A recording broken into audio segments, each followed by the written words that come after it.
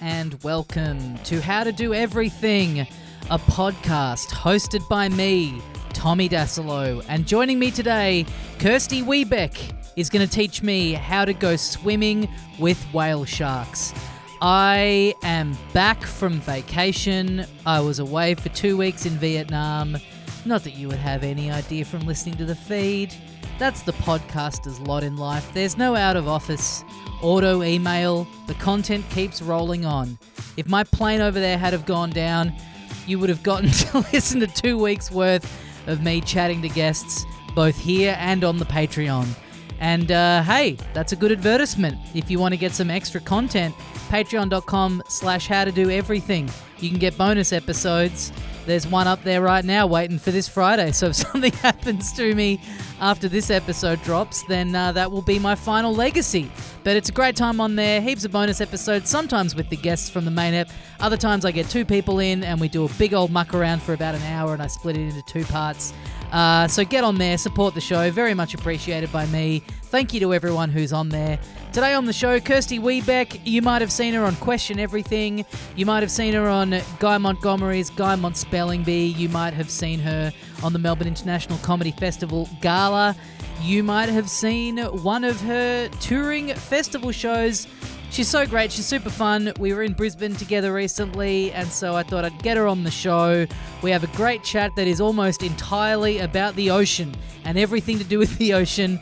I really enjoyed this one. I hope you enjoy it too. So here we go. This is How to Do Everything with Kirsty Webeck. I'll apologise in advance. I told you off air I just got back from a holiday in Vietnam.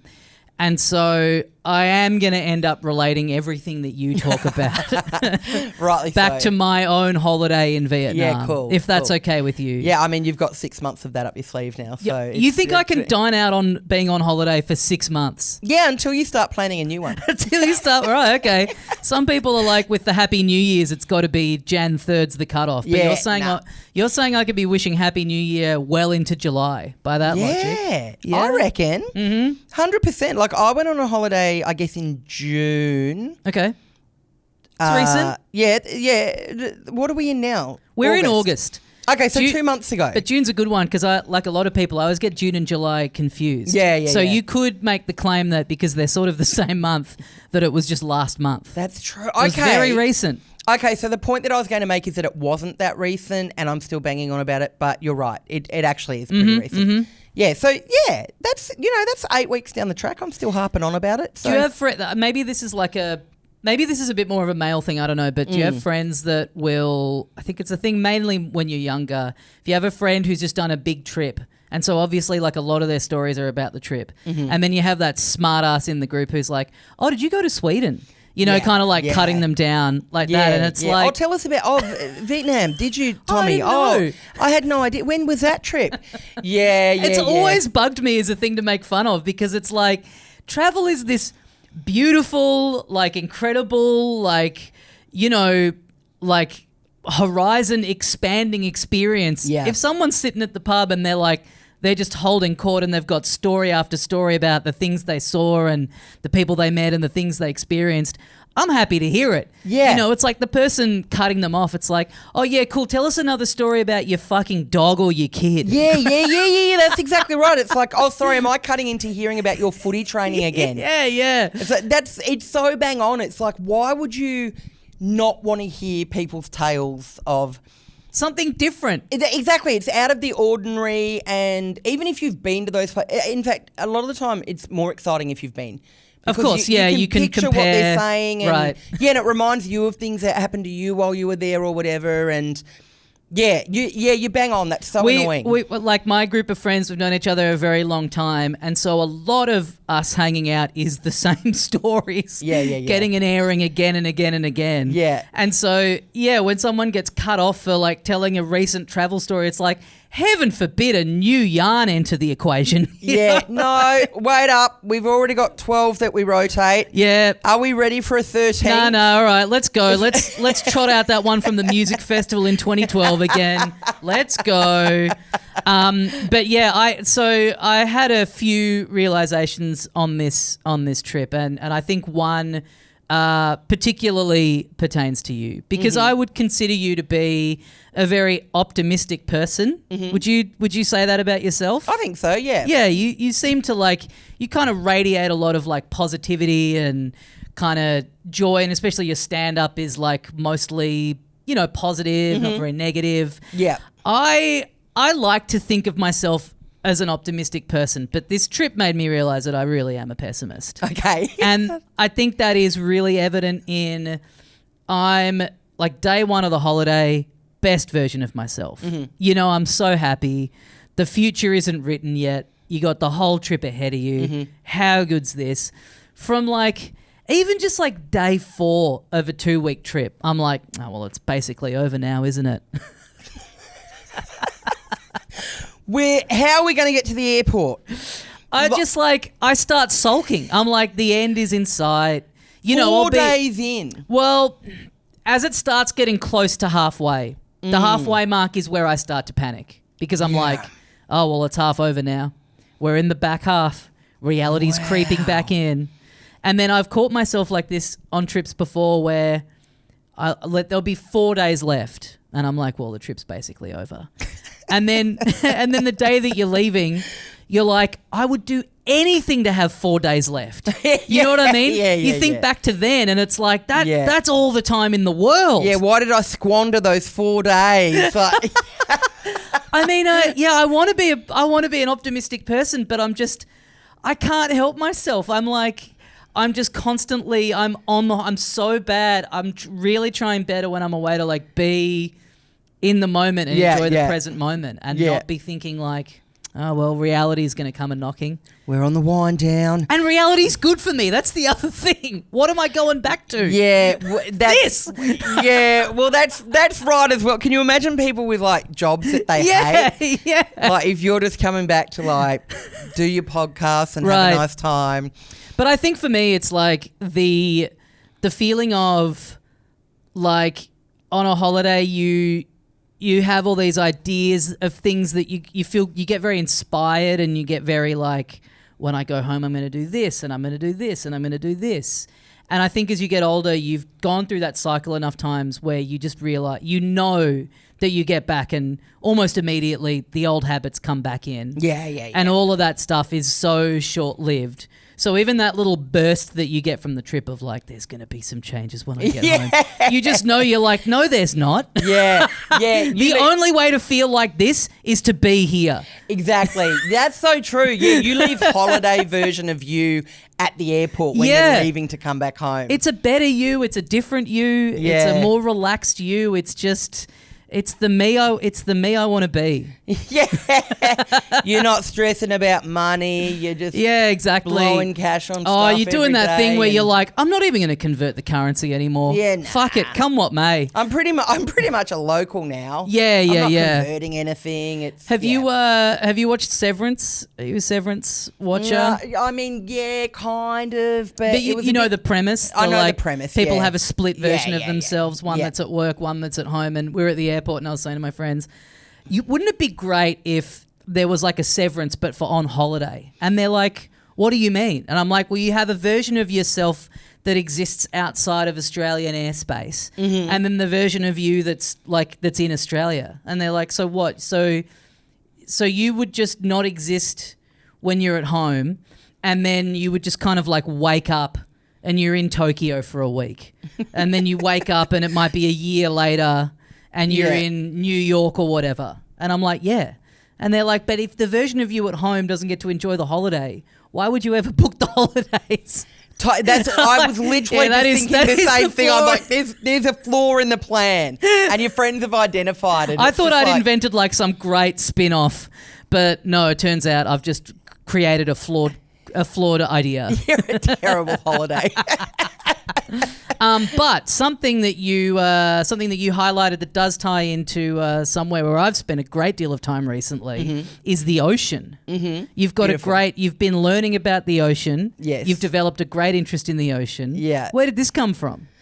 Well, I think it came from childhood, and which is surprising to people because I grew up in Canberra, 3 hours away from the nation's capital, and I said that on stage recently, and someone was like, "What? Sydney's not the capital?" And I was like, "Yep, we're at a comedy show." we were. I'm doing it already. We were in a tailor in Vietnam, and we were waiting for the lady who does the actual tailoring to come and talk to us. Yeah. Her husband had done like a pre-interview, but she was busy. And so he's just kind of killing time with us and sort of just asking us, making small talk about Australia in very, very broken English. Right. So very difficult conversation to kind of really get into the weeds of. And he's like, "Oh, you're from Melbourne. That's the capital, isn't it?" And we just went, "Yeah." Just could not be bothered explaining Canberra. It's going to be so hard explaining a place that he probably hasn't heard of. Yeah, so now he's going, "Oh, these people came into the shop today. They're from the capital of Australia, Melbourne." And so now there's just this misinformation about this country spreading through Vietnam. Well, hopefully it's probably like the cultural wildfire. capital. Yeah. You could just argue that you thought he was talking about the cultural capital. Yeah, I mean, it should be, right? It should be. Yeah. 100%. Yeah. So you grew up in Canberra. I grew up in Canberra. Completely landlocked. Completely landlocked, yep. No sea creatures in Lake Burley Griffin. And we spent a fair bit of time down at the New South Wales South Coast, though. Yep. And so I had an auntie who lived down near Nowra, and we spent a lot of time down around Bateman's Bay, and which is, like, at the time, the roads are better now, but at the time it was about 2 hours away. Okay. Right? And which is funny because to me, still to this day, I'm like, that's close to the beach. Sure. And, I'm like, it was just a 2 hour driveway. And my mates and I, once we had our P plates, we used to go down there for the day all the time. Yeah, sure. Like, we'd just get up early in the morning, drive down, come back that afternoon, no problem. Yeah, living in Melbourne, to get to like a good beach, if you live in the inner north, it can be close to a 2 hour drive. Yeah. If you want to get to like the actual not rank bit and you're driving after work, it's a good 2 hours to get to clock like Brunswick to Blackrock, I guess. Yeah. Totally, 100%. So for me, I'm like, people are always like, "Well, you grew up in Canberra and Canberra's not near the beach." And I'm like, "Yeah, it is." But then, they obviously have a different perception of space. if you want it enough. Yeah. Well, that's right. So for me, because I love it so much, I'm like, 2 hour drive, hell yeah. We were talking about this recently. Yeah, a 2 hour drive to anything else, like, oh my God, like, if there was like some shop that you had to go to that's a 2 hour drive away, you'd be like, "Oh my God, all right, I guess this is a whole day." Yeah. But yeah, a 2 hour drive to a good beach, you're like, no worries. Yeah. We're going to the beach. Yeah, it's a day out. It's like a holiday. Yeah, it's like it is. A 1 day holiday. So Got your playlist ready to go. Yeah. Got the windows down. Everyone's best. talking about how good the beach is going to be. Exactly. You don't have anything to do that night, so you're just like, yeah, we'll just wait here until it gets dark. Totally. It's the best. But you bang on because we had to go to a birthday lunch recently, which was like down on the peninsula, and it was like an hour and 15 minutes away. Yep. And I was like, what? But like, how many venues are there between here and there? Like, why are we an hour and 15 minutes? It's like, I don't want to drive an hour and 15 minutes for lunch. Yeah. Like, I'm not interested in that. But 2 hours to splash around in the shallows for a while. Right, add an extra 45 minutes on. Yeah. Now we're talking. Yeah, now we're on a 1 day beach holiday. Like, I'm there. I'm so keen. Hour 15, that's an annoying time. You need it, once you're Yeah. into 2 hours, then it's like, well, I'm preparing for this. Yeah. We're And going in to the your shops head, for an snacks. hour and 15 doesn't seem that long, but you get on the road, you're like, Jesus Christ. Yeah. You're like, why is there still an hour and 5 minutes to go? Yeah. Oh, that's right, because that's how time works. Yes. So, yeah, you've really tapped into something there, because I remember, like, I'm trying to think what my first, like, real beach experience would have been. I guess we would have gone down to, like, the peninsula, because my grandparents were there.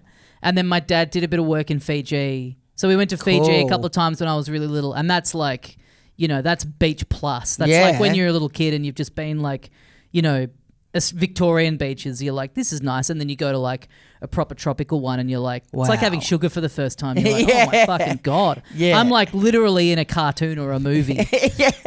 But yeah, you're right. I mean, it's something, I think there's something about it as a kid too that just feels like, especially depending on where you are, if you're in that ocean and just that sense of like, there's just nothing for ages out there. Oh, yeah. Like I'm at the edge. Yeah. It's like, it's something that even if you haven't like learnt the proper geography yet, you're just kind of like keenly aware of. Yeah. I think. Yeah, just that it's like the abyss. Yeah. What I love about it is, like, I think the ocean is like as mysterious as space, but it's more intellectually accessible for me. I getcha. Like, yeah. I'm really fascinated by space as well, but I can't comprehend it. And I've tried to learn about it heaps of times, but like even about 6 months ago, I tried to learn about light years again, and my brain's just like, what? Well, I guess with the ocean, there is a bottom, right? There's a bottom. There is a bottom, but with space, it's like, well, Yeah. where's the top? Yeah. There isn't one. And is also, there? Exactly. Yeah, and also we're like we can't get up there yet. Like, unless we're Katy Perry, we can't be up there. But you can get into the ocean, and even though you can only see a tiny fraction of what's actually in there. And I was talking to somebody about this last night, actually, and because we were talking about it in the context of how I'm really arachnophobic.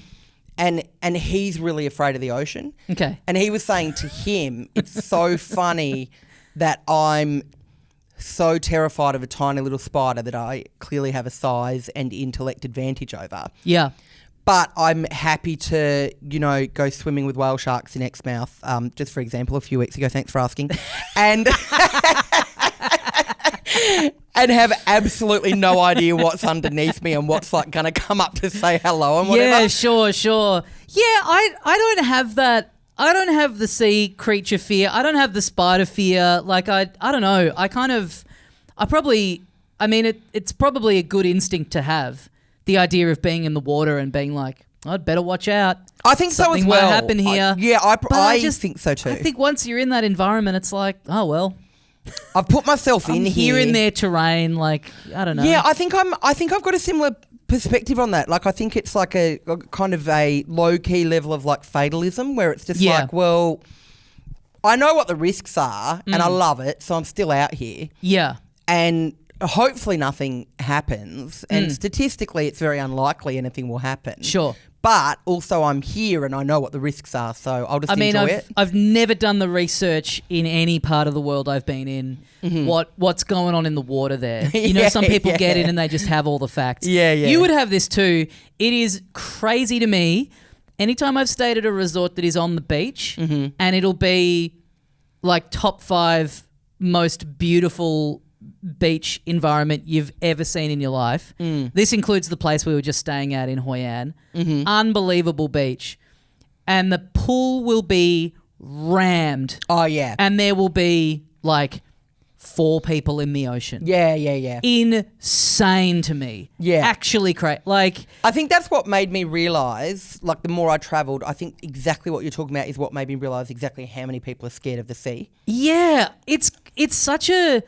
I would love to go around the pool and survey everyone in there and go, that's right there. Like, here there's kids running around screaming. Yeah. You're right up against people, so you're kind of hearing everyone else's conversation. Yeah. Also, Hoi An at the moment, it was like 38 degrees every day we were there. Wow. The pool was like a bath. We Yeah. tried to get in and you felt sick because Yeah. it's like as hot in there as it is outside. Totally. And the ocean still like not cold, but definitely A bit more refreshing. close to refreshing. So we're just Yeah. like looking at all these people. It's like, what's wrong with them? On every level, this is Yeah. just- They're like, we prefer to swim somewhere where loads of children have peed. I don't get it. And if all of those people said, honestly, we are scared of like jellyfish, we're scared of sharks, we're scared, that I would understand. But if it's just like, I like this more. Yeah. I'd be like, what's wrong with you? Yeah, because heaps of people complain simply about sand. Yeah. I don't want to be sandy afterwards. I don't want to have sand in my towel and in my togs. And I'm like, it's going to be all right. Yeah. You're going to get it off. Yeah. And also that's part of the fun. That's part of the fun. There were quite a few British people where we were staying, and this guy, one morning, me and my fiance were in the water, and this older British guy with his like late teen, early 20s sons, they all get into the water, and the daddy just kind of like, lets himself just kind of sink into the water, and he goes, "Oh, that's much nicer than the UK." "Oh, is it? Is it nicer than the beaches that are all covered in rocks? Oh, is this nicer than Britain, is it? Oh, is it? Wow. Is this pristine beach nicer than the UK? Yeah, what a huge don't statement. Fucking say. And then he just sits there and one of his kids was like, are there sharks in Vietnam? And he's like, oh, not really. They're sort of more down in the other area of Vietnam where people surf, and there hasn't been a shark attack in like 10 years, but you never know. He's just like loudly... I mean, maybe this does speak to why more people are in the pool now that I'm telling the story. There's this British man loudly cataloguing every shark attack there's been in the last decade. But that moment where you're in the water and you're, especially if you're by yourself and you get like a little bit out from the shore and you're in that kind of like midway point where you can hear like the little bit of chatter on the shore. Yeah. You can also just hear kind of like off in the distance, maybe there's like a little boat. And you just kind of feel like you're in this weird sort of almost like floating afterlife, this like kind of in between. I mean, that is heaven. That's like top five human experience. Yeah, big time. Unbelievable stuff. Yeah. So yeah, you would go down to not Lake Bellary. You would go to Bateman's Bay from Canberra. Yeah, down to Bateman's Bay, like heaps of bodyboarding and stuff. Like you used to get out there with the snorkels. Not a particularly inspiring environment for snorkeling. I love that about kids though. Like I've been thinking about that a lot recently, like because I'm really into snorkeling now. Yep. And I've been thinking so much about how like kids just simply have a snorkel on. Yeah. Like in the pool. Like, why have you got a snorkel on in the pool? Like, there's nothing in there. That's a good point. I remember a period of my life where if I was in a body of water, I'd have the snorkel. The snorkel was on. And that was me growing up in Bateman's Bay. It was like, you see a couple of shells. And I remember like one point in my life just being like a lot of things that you just cast off as you get older. Just going like, I'm never wearing a snorkel again. Yeah, Why am I always wearing a snorkel? Yeah, that's exactly right. And you're like, why would I ever wear one again? Like, I don't need to see under there. And it's like, no, of course you don't need to see under there because you've been wearing it in Bateman's Bay. Yeah. Or in your backyard swimming pool. Been wearing it at the Harold Holt pool to just look at people's feet. Yeah, Nothing wrong with that. It's just like, growing up and realising that there was no need for you to have your bodyboard at the snow for your whole youth. It's like, it's the same kind of thing. It's like snorkels are for a particular environment. Like when there's something to see there. Classic, kids club, like holiday activity. Yeah. And I always hated it because it never fit my head properly. Mm-hmm. There'd always be like a little gap where, water would get in the mask and then you sort of like... I'd always forget like the range of the is that bit the snorkel, the bit you're breathing through? Yeah. That actual bit, I'd always forget the length of that. Yeah, so then it'd be full of water go to, as well. you see something, you're like, oh, let's go down, and then all of a sudden you're like choking to death on seawater. Just a horrid experience. Because I don't think anyone teaches you when you're a child either. Like you're sort of, at some stage you're given a snorkel or you're at kids club and you get a snorkel, then they put it on you, and I don't think anyone ever properly explains to a child what they're for or what they do, which is why we gladly wear them for 10 years. Yeah. In the wrong environment. Yeah. And then we do away with them when we're a bit older, and then it's like, one day someone takes you snorkeling in a place where it's appropriate to snorkel, and you're like, oh, you're meant to wear it when there's cool stuff to look at. Well, that's it. I mean, I hadn't done it or worn one in probably 20 years or something like that. And then 3 or 4 years ago, me and my partner were in Cairns and we went to, Fitzroy Island, maybe? Is that one of them? And you're seeing turtles. Yeah. You're seeing it all and just going like, this is unreal. Yeah, this is what snorkels were for. Yeah. It's funny because I think sea life, maybe things like whales in particular and dinosaurs are in the same category where it's a thing that you get really into when you're a little kid. It's one of the first things that you kind of really latch onto because it's totally. It's the real world, but it seems like magic. These creatures just look so different to anything you have any frame of reference for. And then, they're just kind of in the background. It's just taken as a bit of a, whatever. You move on, you develop other interests and other hobbies. And then you get older again and you're like, actually, dinosaurs are fucking awesome. Yeah, for real. The idea of just being 40 and getting heavily back into dinosaurs. Yeah. So you sort of stop at 10 and then you have 30 years where you just take them for granted. Right. And like you're aware of them like in the background a bit. And then, one day you wake up and you're like, wait up. All this stuff that is like we can't see because it's either not here anymore or it's like under the ocean. You almost start to think of it as like fiction. And then you remind yourself like, millions of years ago. Like we were flicking around TV late one night when we were in bed. And there was a doco on BBC Earth about the pangolins, they're little kind of what are they? They're technically dinosaurs. They've been around since the dinosaurs. They're covered in scales. Yeah, they're heavily endangered. They get poached to within an inch of their life. It's brutal. Their only defense mechanism is to curl up into a little ball. Yeah, which makes them so easy to poach because then you just pick them up. Not to sound like I'm just kind of advertising how to poach a pangolin.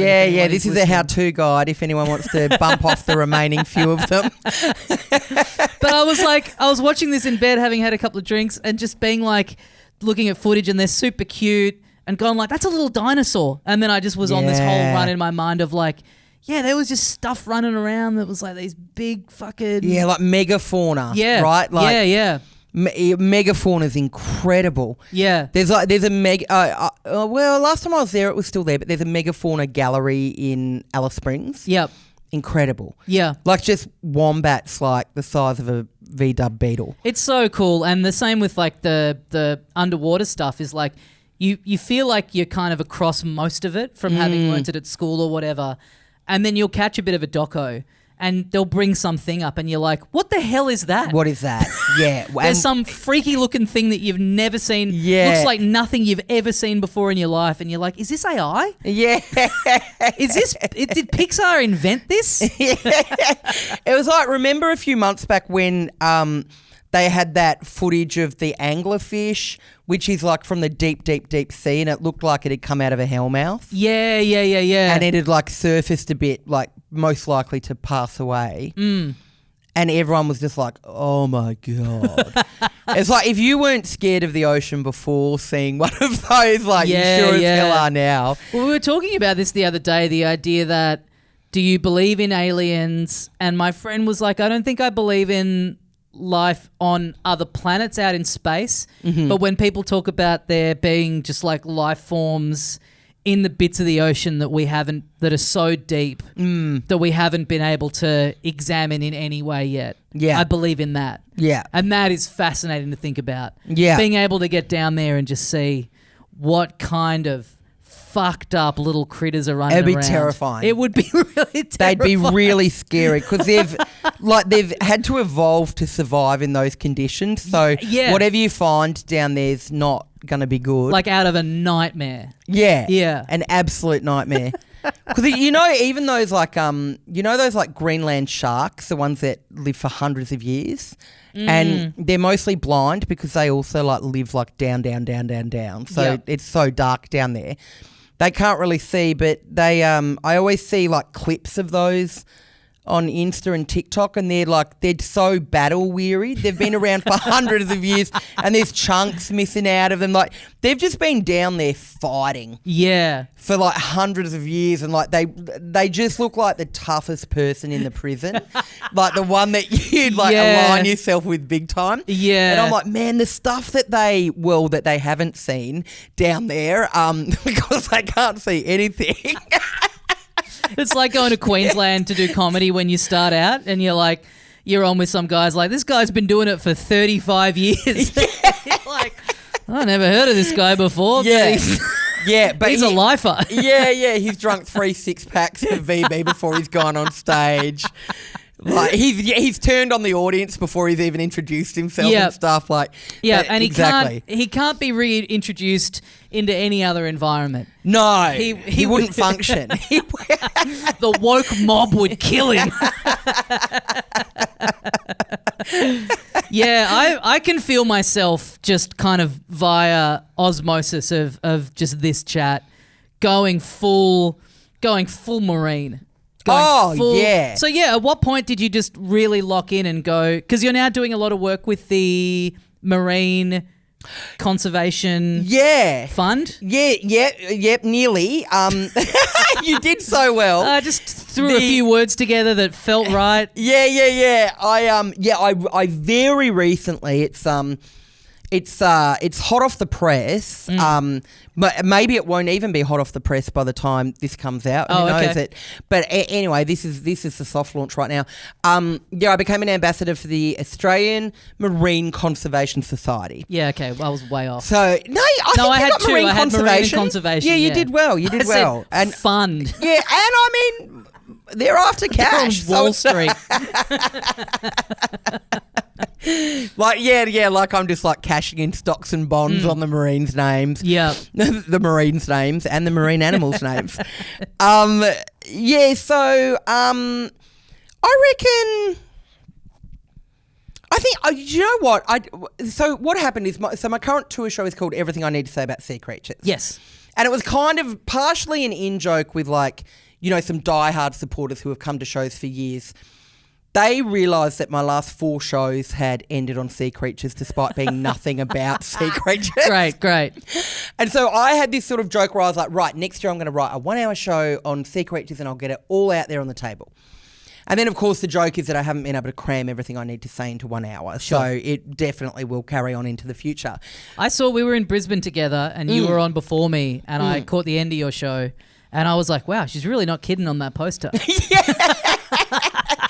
It's amazing. I thought it was just a bit, you know, like people are like, oh, my show is called fucking Sandwich Hour and then it's just about, I don't know, Tinder and shit. Yeah. No, it is mostly about sea creatures and I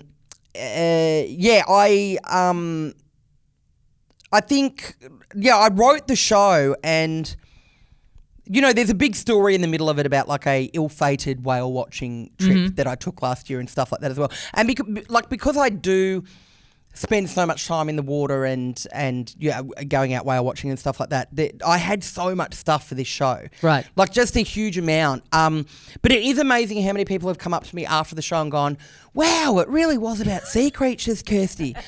And I'm like, man, I'm an actual mermaid on the poster. Like, I don't know what more I could have done. But they're shocked. But that's people having gone to comedy shows that are just never about the thing they say they're going to be 100%. And it also, like, I think it just crept in for me. Like, I've always been really into bodyboarding. Like, also, we were talking earlier about, like, how long it would take to get to a decent beach in Melbourne. And I live down by the bay. And I spend a lot of time in that water. Yeah. Like, so much time. Like, so much time that I can see in the dark and I'm immune to disease. Yeah, awesome. And I know where all the lime scooters are. If you're ever down there and you need a lime scooter, you call me up and I'll dredge one out of the bay for you. They've taken them away from my area. We're not allowed the limes anymore. You've been confiscated for bad behaviour. I was an avid lime user. Yeah, right. Avid lime user. And they've ripped them away. Yeah. Brutal. Yeah, devastating. Brutal. Well, I'll hook you up down at the bay any day of the week. I'm on the bikes now, but they're, I don't know, not as they're fun. Less cool. Yeah. Totally. Yeah. So, loads of time in the bay and you know, we've got marine sanctuaries like down in Port Phillip Bay as well, which is cool as hell. So I get out there amongst that and then, usually each year we take a trip somewhere and get the snorkels out. Like this year, we went swimming with the whale sharks in the manta rays over in Ningaloo, which was like, that was like a life-changing trip. Yeah, that sounds awesome. Yeah. Like I didn't give it much thought because a few years back, it was a bucket list item for my partner, swimming with the whale sharks. And so I bought her like a voucher to do it for her birthday a few years back. And this was our last year to do it. And I hadn't given it a huge amount of thought, even though I'm like the real marine enthusiast. Yeah. But then when we got there, I was like, I can't remember a time in my life where I've been more excited. Yeah, wow. Like the whale shark day, and we'd already been snorkelling on the reef for a couple of days and it was incredible. Like just unreal. And there's just something so magical about Ningaloo Reef. Yeah. And then on Whale Shark Day, like I was beside myself. I didn't know how I was going to cope on the boat getting out there. Like I don't want to embarrass myself in front of the whale shark. I wanted to think I'm cool. Exactly. I promised myself I wouldn't cry. And I literally felt like a little kid, like on Christmas Eve, like waiting to wake up in the morning. And those like anything that you do on a trip that's like a full day thing where there's like a whole itinerary and it's like mad early start and being picked up and everything. It's like it's hard not to get pumped up, even if it is just like a very, going and visiting a touristy spot or whatever. Totally. It's like it just runs through you. You're like, I'm engaging. We're on a day engaging trip with the world. Yeah. We're getting it done. We're doing it. Yeah. We booked it and now we're doing it. Yeah, we paid the money to the company. Yeah, we're making this dream a reality. Yeah. Totally. Yeah. So what's the process for swimming with the whale sharks? What's the setup? So you we all got picked up in Exmouth from our accommodation, and then we had to drive into the Cape Range National Park, which is where everything is, like up around Ningaloo. Mm-hmm. So it's like the very beginning of it is like basically it's 30 to 40 minutes drive away from Exmouth. Yep. And then you keep nothing. It's nothing. We're prepared to drive 2 hours. 2 hours for a good 35 beach. minutes. Easy, Get out of here. Not worth it. I'll walk. Yeah. I'll crawl. I'll get a Lime bike. I'll get the tram. Yeah, exactly. So that's like right at the beginning, and then you keep driving further and further into the park for like more of the beaches and different snorkel spots and hikes and stuff.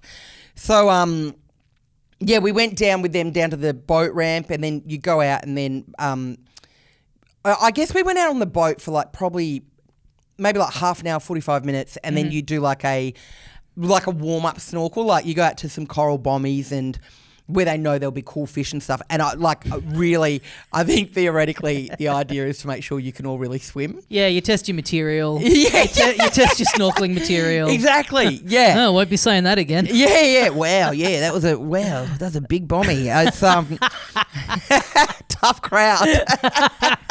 I think it's because the snorkel was in my mouth. They couldn't understand what. Yeah. It gets you every time. But they do. They get you to swim around, and they make sure everyone can swim. On our particular trip, 3 people lied, but they're no longer in pain, and that's the main thing. What lied and said they could swim? They didn't really. Oh, okay. They didn't really. Okay.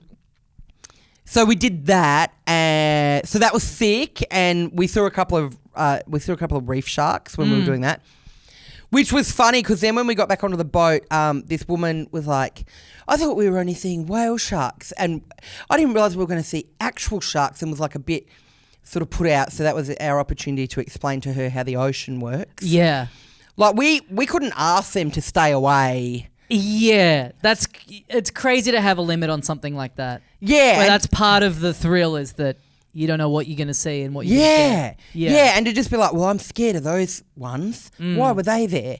It's like, well, because we're in their house. Yeah. We can't ask them to leave for the day so we can just visit the whale shark. And you saw something extra. Yeah, How it's cool great. is that? It's the best. It's so cool.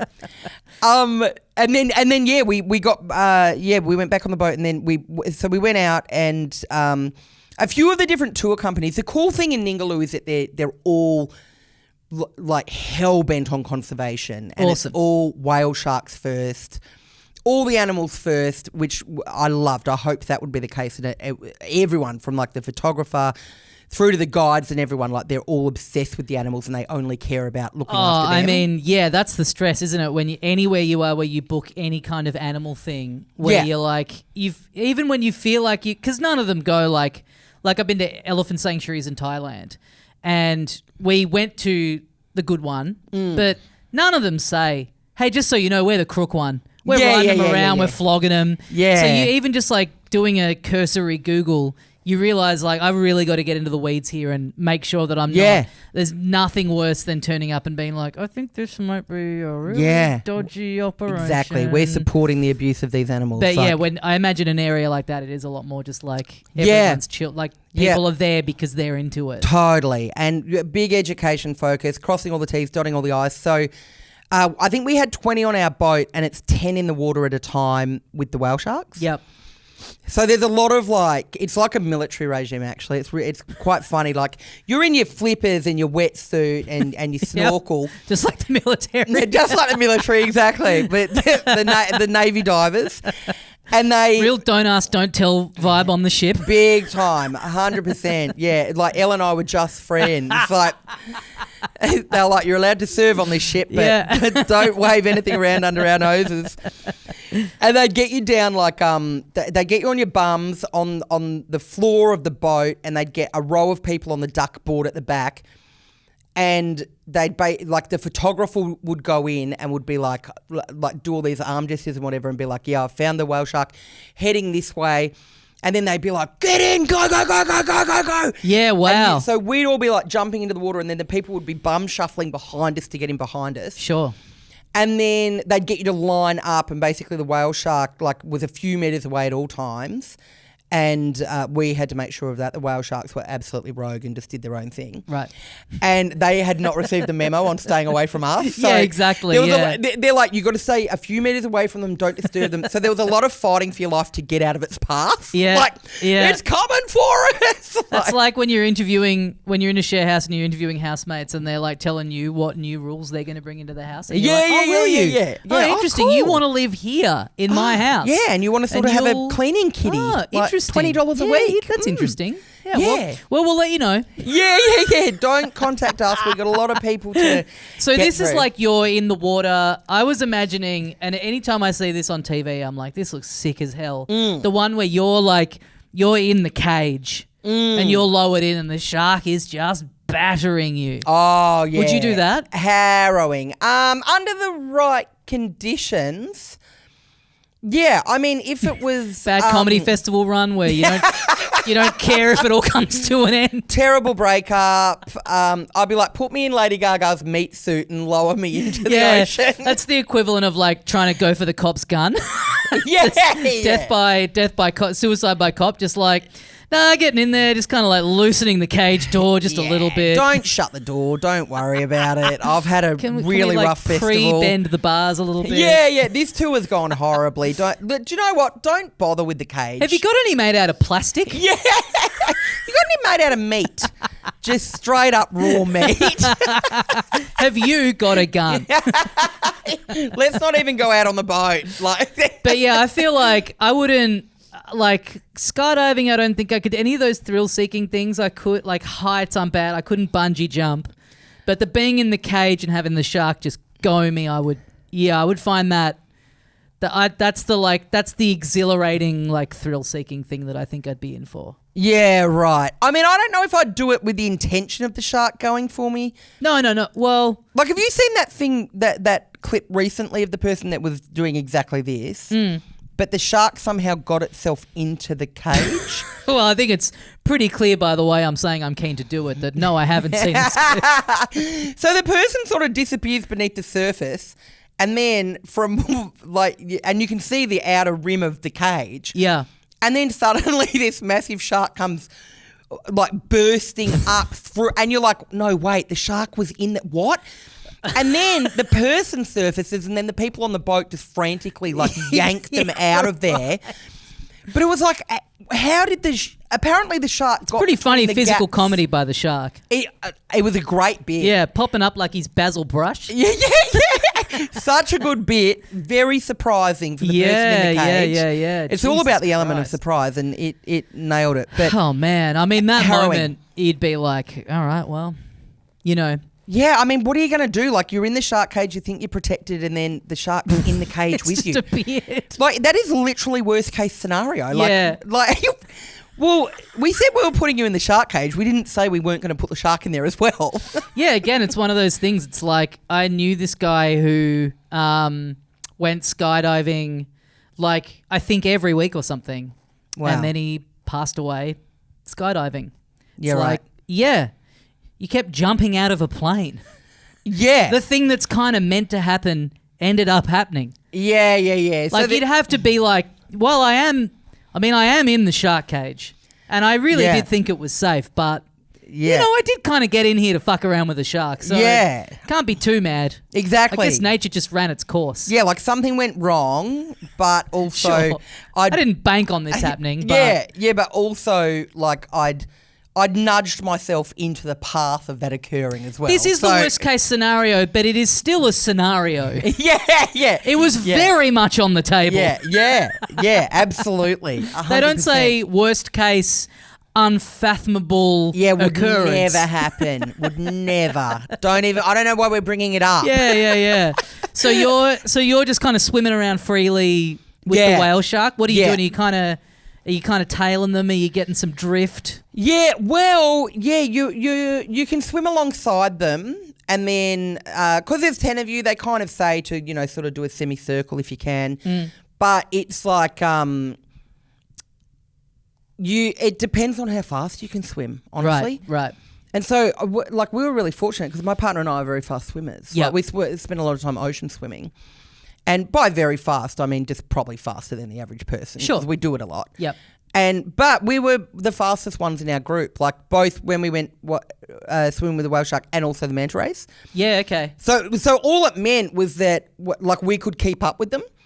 So that we is actually such a brutal way to find out you're a shit swimmer. You book this trip, you pay all this money, and then you're there, and people are like, "How was it?" Yeah, it was totally. fine. Like that's exactly like the direction I was heading in saying that. Like rather than bragging about Elle and my mad skills as swimmers, it's afterwards. That's what I was saying to Elle. I was like, it's not cheap. Yeah. And for a lot of people, it just wouldn't occur to you that you have to keep up with it. If you want to see, when they say swimming with whales, it's like you're swimming with it. Keeping to get the most out of it. Yeah, you've got to be skilled enough to keep pace with it. Exactly. Yeah, totally.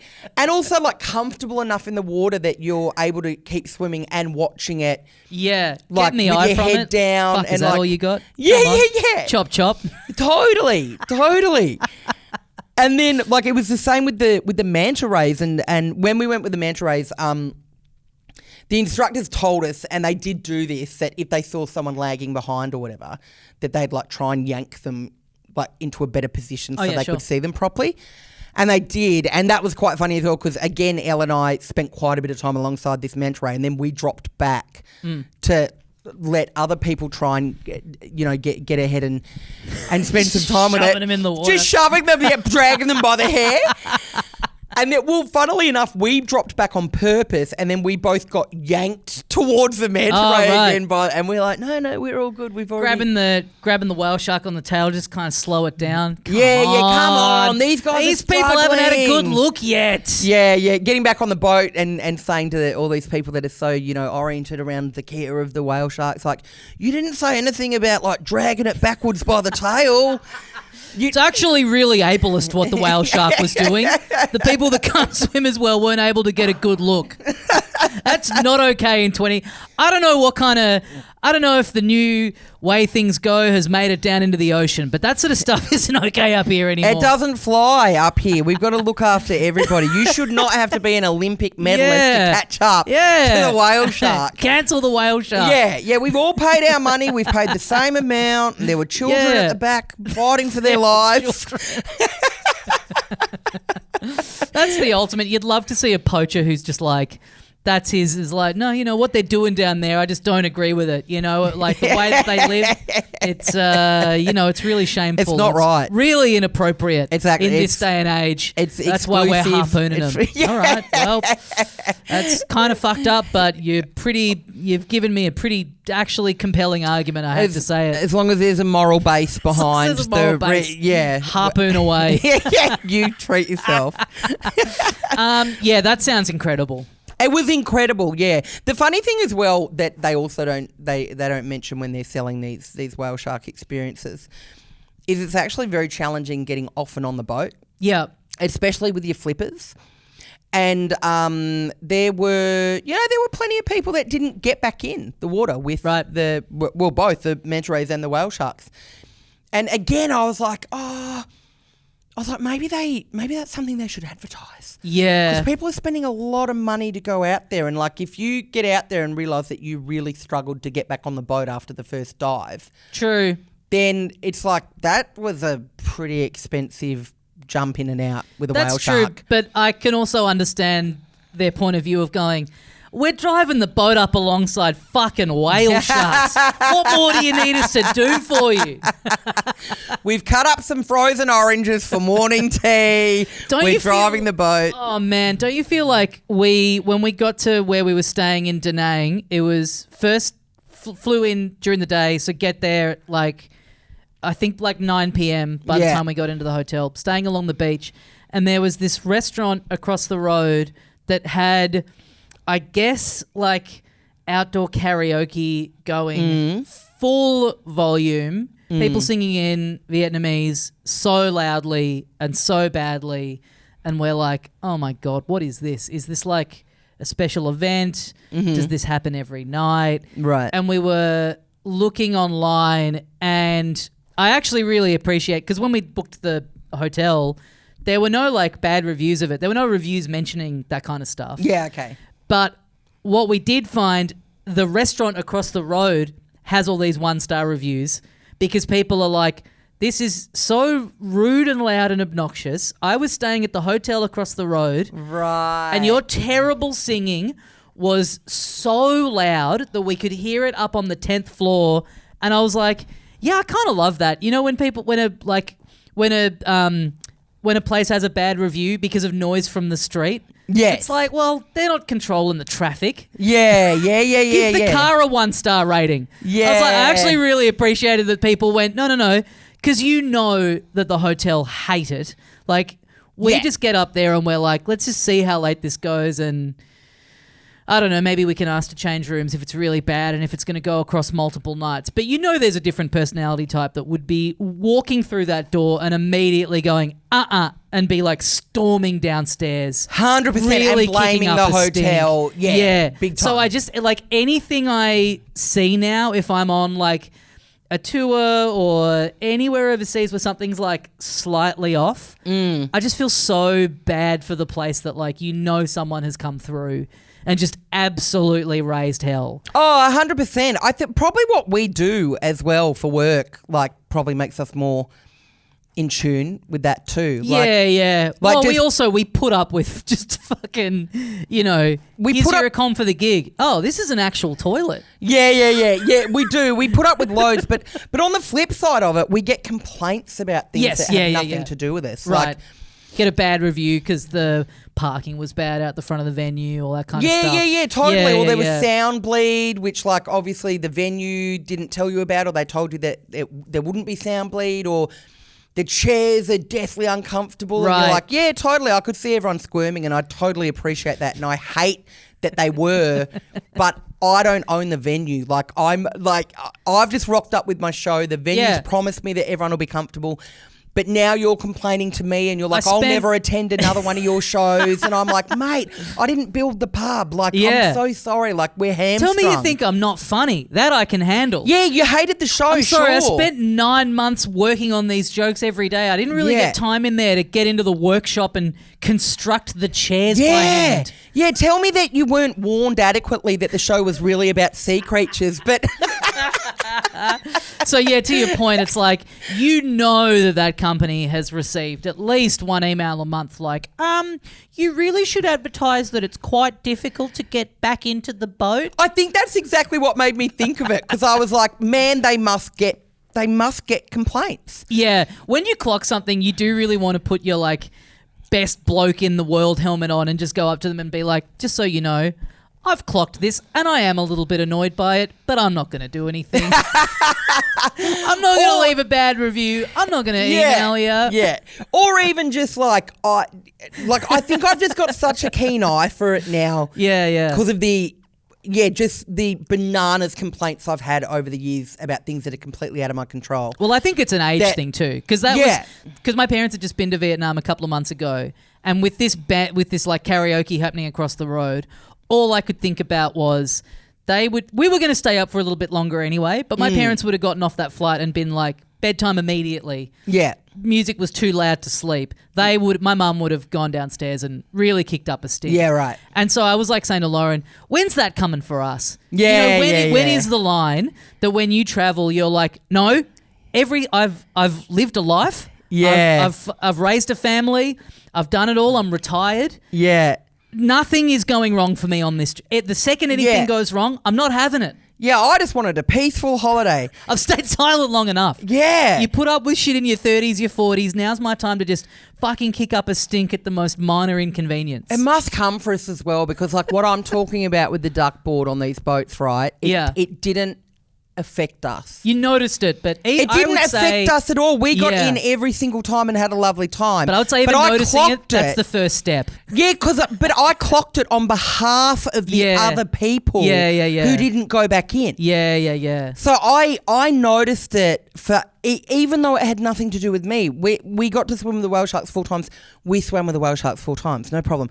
Even if it had been the biggest nightmare on earth for me to get off and on that boat, I would have done it. Yeah. 100%. But it was fine for us because we're not that old. Yeah. Yet, like whatever. It was fine. We're still active. Like it was no drama. But I noticed that other people weren't getting back in the water. Yeah. And then and they were also the people who really struggled getting back onto the boat. And so when for people me, feel I was like they haven't had all the information and it's kind of a bummer time for them. That sucks. Yeah, and then there's a part of me that hates conflict so much that that I'm just going to I'd just pop it on my website. Yeah, it's pretty easy. Just a little asterisk. I just pop it on the website. Like you will have to climb back on and off the boat. It can be challenging. I was like, just so people didn't complain to me. You know, I'd get ahead of it. Yeah. Like, I hope that when I become that guy, that it's not gradual. I hope it's immediate. Like I hope that I get off the plane. I'm in the hotel. I'm immediately on the phone to reception, being like, "This is unacceptable." And I just clock and go, oh, well, I'll be goddamned. I've arrived. I'm here in this phase of my life now, you know? It's like 6 p.m. and someone's singing karaoke and you're like, right, we want to move rooms. We want a free fruit hamper. Full refund. Yeah. We want an upgrade to the penthouse. I hope I clock it. I hope it's not just a gradual descent where I wake up one day and I'm like, oh, fuck. I've been living as that guy for 15 years. Yeah. I hope it's like a switch just flicks and you go, all right, this is me now. In 3 years' time, you just go on a holiday and you're suddenly insufferable.